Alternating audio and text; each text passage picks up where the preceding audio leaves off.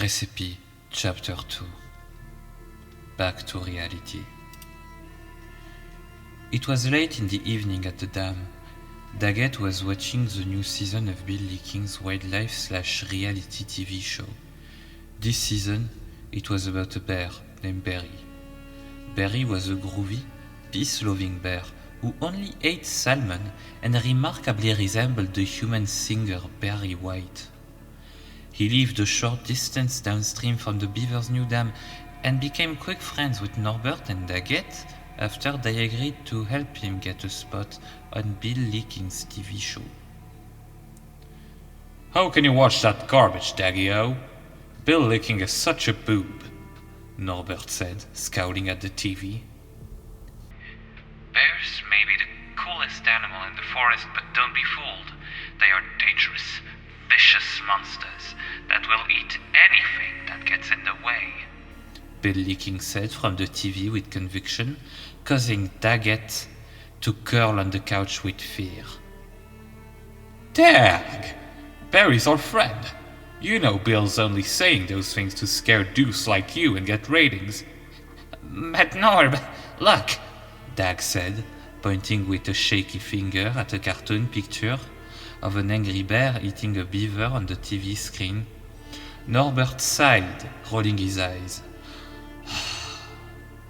"I hope Barry's not watching, for Bill Leaking's sake." Just more than 3 years ago, Norbert and Daggett decided they wanted to be on Mr. Leaking's show.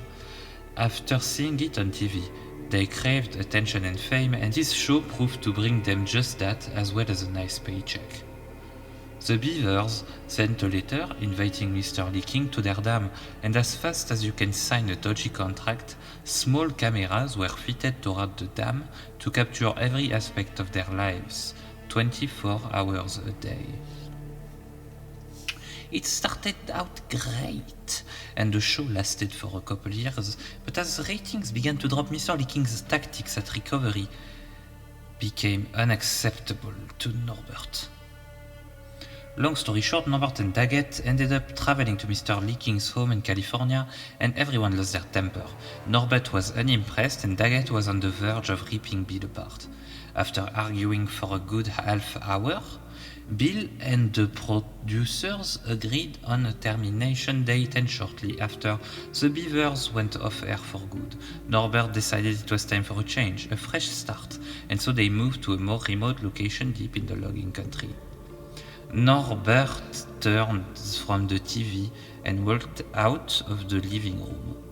"I might wanna wash the old hair, Daggy Doop," Norb called as he climbed the stairs to the bathroom. Norbert was a long-haired yellow beaver with a round, pointed nose that stretched as far as he could reach. The very tip had a shiny violet complexion with two sharp, chisel-like teeth protruding from the bottom, typical of most rodents. Norbert was no ordinary rodent, though he was an unnaturally domesticated beaver, standing on 2 feet and equipped with the vocabulary and wit of an average human.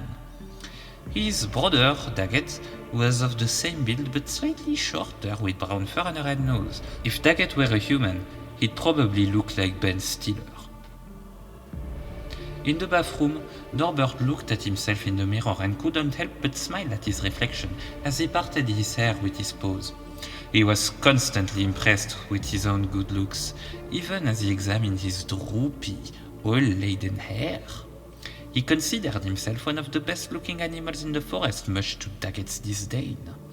However, Norbert had good reason to have a monstrous ego. He had dashing good looks with long yellow hair spiked in all directions. His face was reminiscent of Owen Wilson, and he had the same goofy but charming smile. He turned on the shower and stepped under the hot jets of water. His fur clung to his body as it became saturated. His shimmering white figure looked striking under the bright bathroom light, almost feral in a glamorous way. After a lengthy blow-dry and a gouge brush, a perfectly groomed Norbert emerged from the steaming bathroom and entered the bedroom. He sat on the edge of his bottom bunk bed, with his back to the window and began filing the claws on his black, webbed feet. The evening was clear and still. John looked out the kitchen window into the darkness with endless longing, and decided to pay the Beavers another secret visit.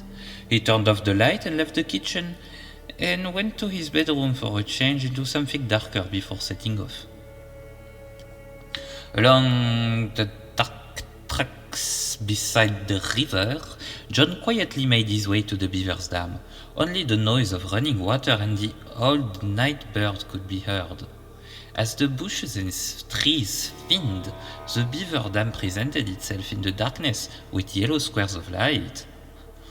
The Beaver dam was a well-constructed dwelling consisting of 2 levels. It sat in the middle of the river and connected to the banks on each side by a walkway made out of large logs that formed the dam. The living quarters were also constructed of large, interweaving logs, complete with heavy thatched straw roof about 6 feet off the ground from the first level. Complete with a heavy fat straw roof about 6 feet off the ground at the first level. John stepped lightly along the wooden deck towards the lower part of the roof and climbed carefully up onto the thatching. The upper floor window was that of the bedroom, and the only one without curtains drawn. The bright light shone brightly through the glass over the roof. Slowly he made his way up the side of the window and looked in. Norbert was sitting on the edge of his bottom bunk bed with his back to the window.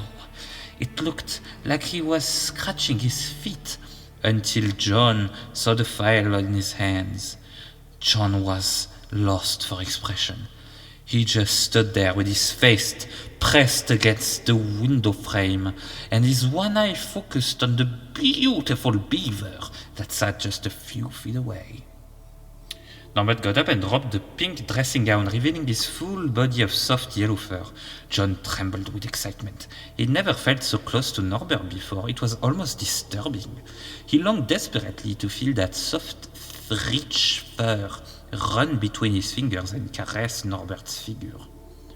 "I need that Beaver," his thoughts cried out over and over. His heart beat hard, and he panted with anticipation.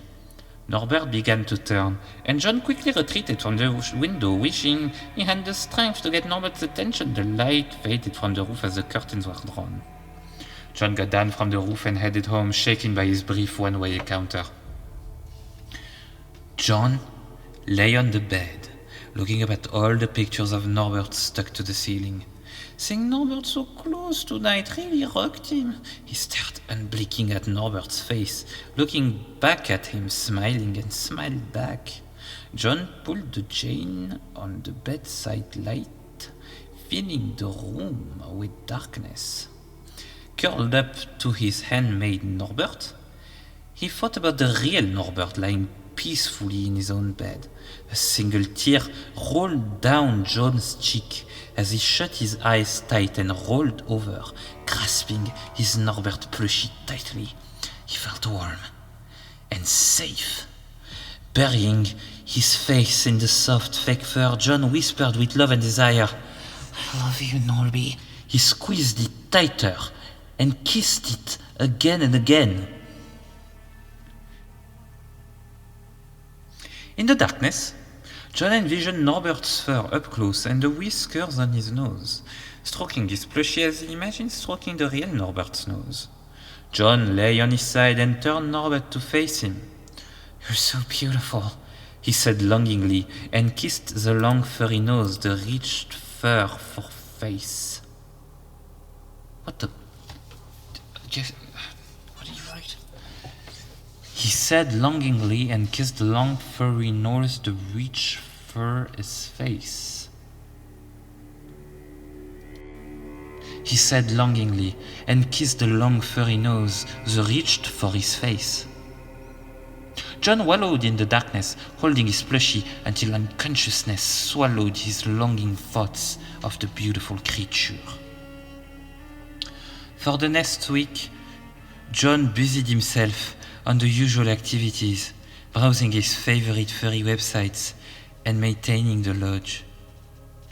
Since the night after visiting the dam, he drew a few detailed black and white sketches of Norbert, with his back to the viewer, frozen in the motion of dropping his gown, just as John remembered. Not fur. John shuddered as his skin prickled at the thought of his smooth, soft texture under his fingers.